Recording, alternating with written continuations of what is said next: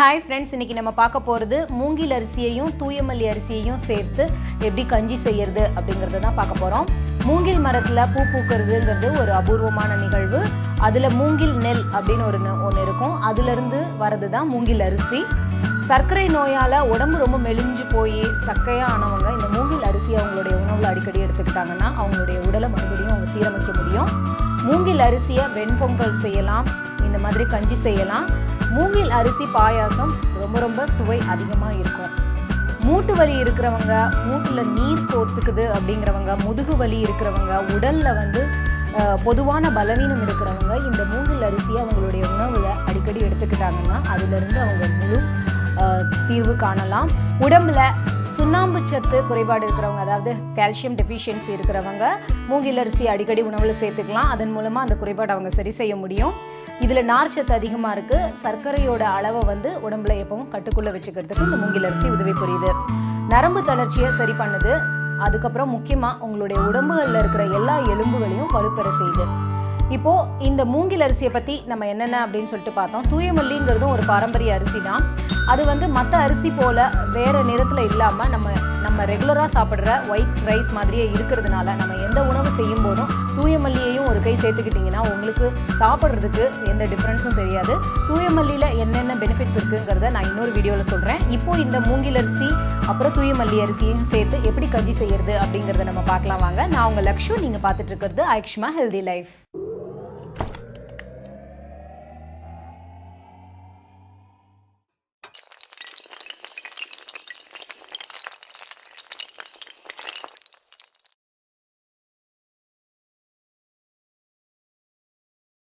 மூங்கில் மற்றும் தூயமல்லி அரிசி கஞ்சிக்கு தேவையான பொருட்கள்: மூங்கில் அரிசி ஒரு 1/4 கப் எடுத்துக்கோங்க, தூயமல்லி அரிசி அதே மாதிரி ஒரு 1/4 கப், கார்லிக் ஒரு 7 இல்லைன்னா 8 நம்பர்ஸ், அப்புறம் ஒரு 1/2 ஸ்பூன் ஓமம் பொடிச்சது, ஒரு 1/2 ஸ்பூன் சீரகத்தூள், ஒரு சின்ன பீஸ் சுக்கு. சுக்கை நல்லா பொடிச்சுக்கோங்க. பிளெண்டரில் போட்டு பொடிக்க முடியாது, ஏன்னா அது ஒரு சின்ன பீஸாக இருக்கிறதுனால இந்த மாதிரி அம்மியில் அந்த கல்லில் வச்சு நல்லா தட்டி நல்லா பொடியாக்கிக்கோங்க. இந்த மாதிரி பொடியாக இருக்கணும். அரிசியையும் தூயமல்லி அரிசியையும் நல்லா பிளெண்டரில் இந்த மாதிரி ரவையாக உடைச்சிக்கோங்க. 2 அரிசியையுமே இந்த மாதிரி ரவையாக உடைச்சி வச்சுக்கோங்க.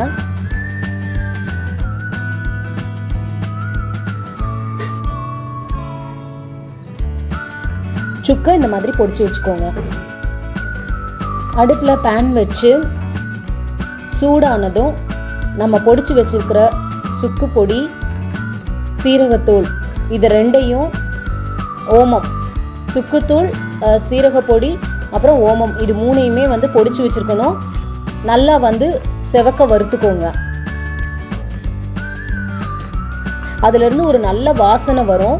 அப்போ ஒரு சின்ன ஸ்பூனுக்கு ஒரு 3 ஸ்பூன் நல்லெண்ணெய் விட்டுக்கோங்க. விட்டுட்டு நம்ம வச்சுருக்கிற அந்த கார்லிக்கை சின்ன சின்ன பீசஸாக கட் பண்ணி அது கூட சேர்த்து நல்லா வறுத்துக்கோங்க.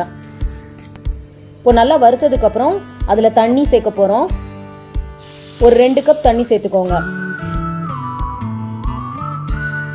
தண்ணி கொதித்ததும் அதில் நம்ம உடச்சி வச்சுருக்கிற 2 அரிசியையும் ஒன்றா போட்டு ஒன்று போல் நல்லா கிண்டி விடுங்க.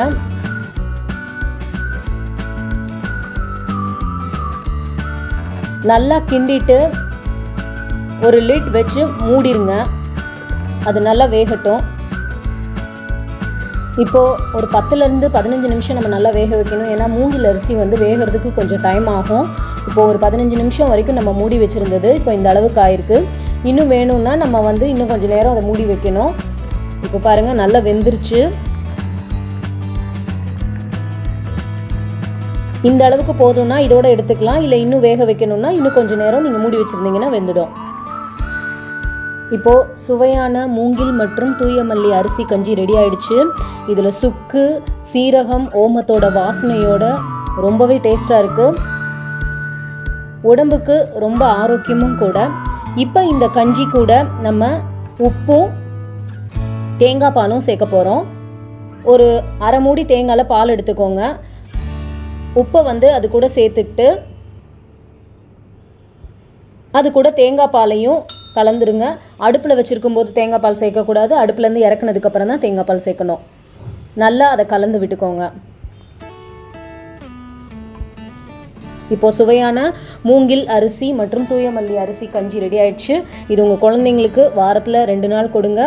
உடம்பை வலிமையாக்கக்கூடிய ஒரு கஞ்சி இது. ஆனால் மூங்கில் மற்றும் தூயமல்லி அரிசி கஞ்சி தயாராகிடுச்சு. கண்டிப்பாக இதை நீங்களும் வீட்டில் செஞ்சு பாருங்கள், உங்களுக்கு ரொம்பவே பிடிக்கும். இந்த வீடியோ உங்களுக்கு பிடிச்சிருந்ததுன்னா லைக் பண்ணுங்கள், உங்கள் ஃப்ரெண்ட்ஸ்க்கெலாம் ஷேர் பண்ணுங்கள். நம்ம சேனலை இன்னும் சப்ஸ்கிரைப் பண்ணலைன்னா கண்டிப்பாக சப்ஸ்கிரைப் பண்ணுங்கள். தேங்க்யூ.